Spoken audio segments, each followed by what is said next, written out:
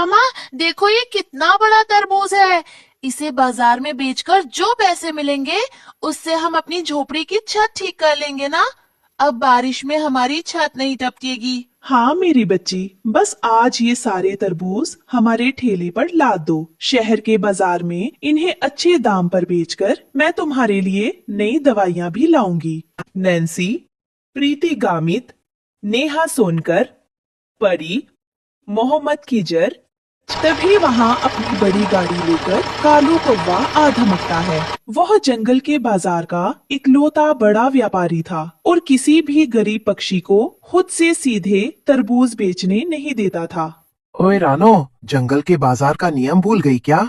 कोई भी छोटा पक्षी सीधे ग्राहकों को माल नहीं बेच सकता।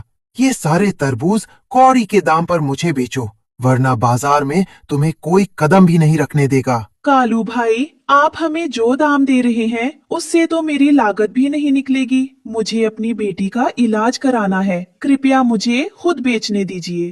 कालू की धमकी के बावजूद रानो अपने छोटे से लकड़ी के ठेले पर तरबूज लादकर शहर के बाजार पहुंचती है। लेकिन वहां कालू के गुंडे उसे अपनी दुकान लगाने के लिए 1 इंच जगह भी नहीं देते। मम्मा, दोपहर हो गई है और कड़कती धूप में हमारे तरबूज गर्म हो रहे हैं।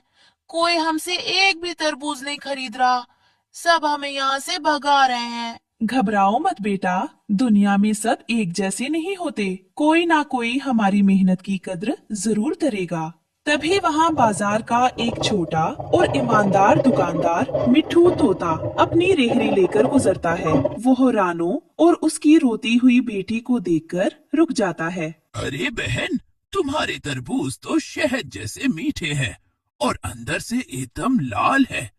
इस कालू कौवे के डर से बाजार का कोई पक्षी तुमसे ये माल नहीं खरीद रहा, पर मैं डरने वालों में से नहीं हूँ। मिट्ठू भाई, अगर आप ये तरबूज सही दाम पर ले लें तो मेरी बेटी की जान बच जाएगी। मिट्ठू तोता रानो के सारे तरबूज अपनी दुकान पर अच्छे दामों में खरीद लेता है और खुद ग्राहकों को बेचना शुरू कर देता है। तरबूज इतने स्वादिष्ट थे कि देखते ही देखते वहाँ पक्षियों की भारी भीड़ लग जाती है। आहा, ऐसा मीठा तरबूज तो इस पूरे जंगल में आज तक किसी ने नहीं उगाया।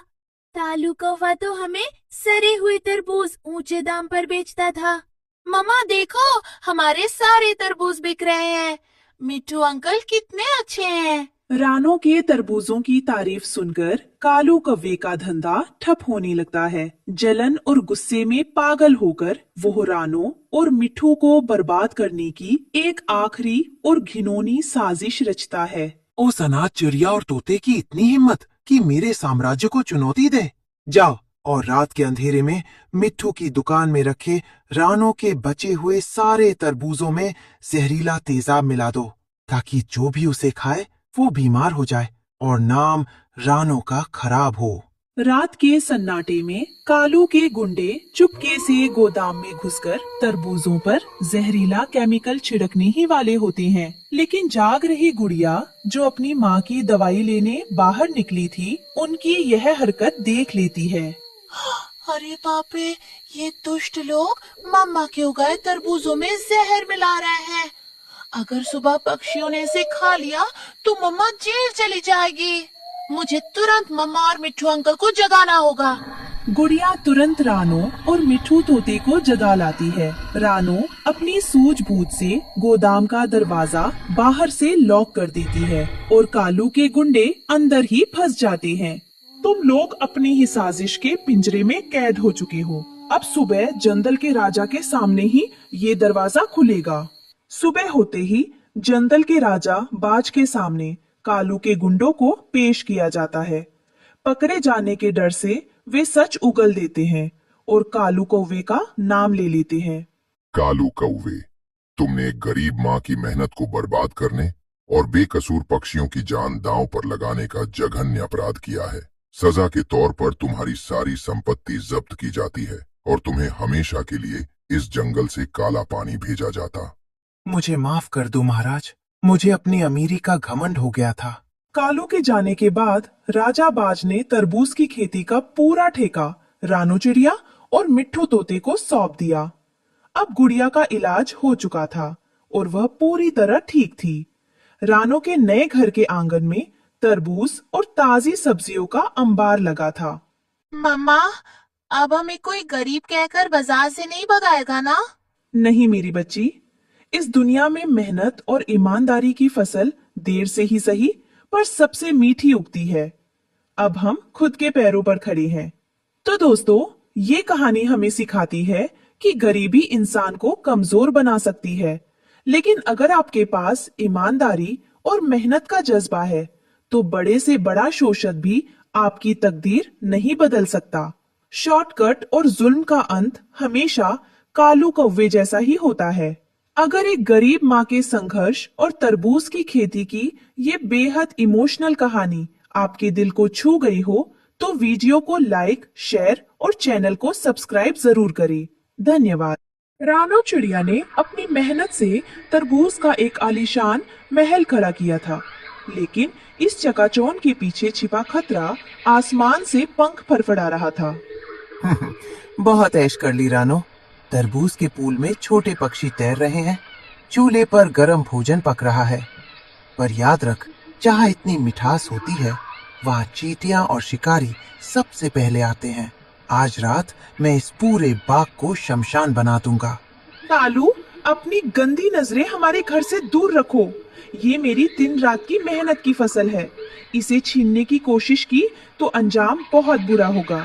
रानो चिड़िया के तरबूज के घर के पास लौकी और टमाटर की हरी भरी खेती लहरा रही थी। दो छोटे पक्षी तरबूज के पानी वाले पूल में मजे कर रहे थे। रानो मिट्टी के चूल्हे पर भोजन पका रही थी। तभी ऊपर उड़ता हुआ कालू कौवा फसल तोड़ने के इरादे से छपटता है। रानो, आज रात तुम्हारे इस तरबूज के घर के टुकड़े टुकड़े हो जाएंगे। मैंने जंगल के सबसे बड़े जहरीले कीड़ों से सौदा किया है, जो तुम्हारी इस पूरी हरी भरी फसल को एक रात में सुखा देगा। अपनी धमकियां अपने पास रखो कालू। मेरी मेहनत की जड़ें बहुत मजबूत है। तुम जैसे मतलबी लोग इसे हिला भी नहीं सकते। रात होते ही कालू कौवा चुपके से जहरीले कीड़ों की एक पूरी फौज लेकर आता है। वे रानो के तरबूज की झोपड़ी और लौकी की बेलों की जड़ों को कुतरना शुरू कर देते हैं। चबा जाओ इनकी जड़ों को। जब सुबह रानो जागेगी तो उसका ये आलीशान तरबूज का घर जमीन पर ढह चुका होगा। रानो को आधी रात को ही पत्तों के हिलने और कुतरने की आवाज आ जाती है। वो समझ जाती है कि जैविक हमला हुआ है। वो तुरंत उड़कर पास के बबूल के घने जंगल में कड़कनाथ मुर्गे के पास पहुंचती है, जो कीड़े मकोड़ों का सबसे बड़ा शिकारी है। कड़कनाथ भाई, कालू कौवे ने मेरे तरबूज के बाग पर जहरीले कीड़ों से हमला करवा दिया है। अगर सुबह तक वे कीड़े नहीं रुके तो मेरी पूरी फसल और मेरा घर बर्बाद हो जाएगा। रानो बहन, तुम घबराओ मत। उन कीड़ों का इलाज तो मेरी पूरी सेना 1 मिनट में कर देगी। चलो। सुबह की पहली किरण के साथ ही कड़कनाथ मुर्गा अपनी पूरी फौज लेकर रानो के बाग में धावा बोल देता है। वे चुन चुन कर उन जहरीले कीड़ों को खाना शुरू कर देते हैं। अरे बाप रे, ये मुर्गों की सेना कहाँ से आ गई? भागो यहाँ से, वरना ये हमें जिंदा चबा जाएंगे। कालू कौवा एक पेड़ के पीछे से छिपकर देख रहा होता है। नहीं, मेरा प्लान फेल हो गया। रानो ने रातों रात बाजी पलट दी। अपनी पहली हार से बौखलाया कालू कौवा एक और खतरनाक चाल चलता है। वो पास की पहाड़ी के पीछे वाले तालाब पर जाता है और वहाँ के बांध की मिट्टी को हटाने लगता है, ताकि कीचड़ और गंदा पानी सीधे रानो के बाग में घुस जाए। अगर फसल कीड़े नहीं खा पाए तो ये गंदा कीचड़ इस पूरे सुंदर बाग को सड़ा देगा। पहाड़ी से गंदा कीचड़ रानो के खूबसूरत पत्थरों वाले रास्ते की तरफ बढ़ने लगता है। रानो के छोटे पक्षी गुड़िया और कुकू इसे देख लेते हैं और अपनी मम्मा को अलर्ट करते हैं।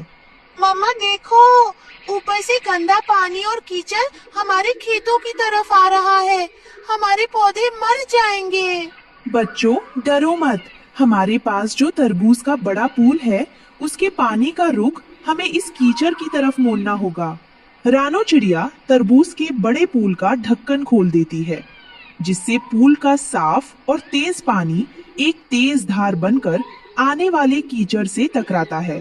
पूल के साफ पानी का प्रेशर इतना तेज था कि वो उस गंदे कीचड़ को बहाकर सीधे वापस पहाड़ी के नीचे के गड्ढे में धकेल देता है। कालू की दूसरी साजिश भी पानी में मिल जाती है। अब जंगल के सारे पक्षी और मुर्गों की सेना कालू कौवे को चारों तरफ से घेर लेती है। कालू पेड़ की डाल पर फंस जाता है और उसके पास भागने का कोई रास्ता नहीं बचता। क्यों रे कालू, दूसरों की मेहनत से इतनी जलन?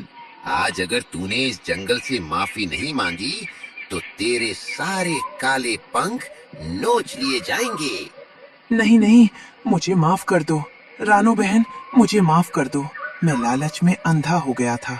मैं आज के बाद तुम्हारे बाग की तरफ आंख उठाकर भी नहीं देखूंगा।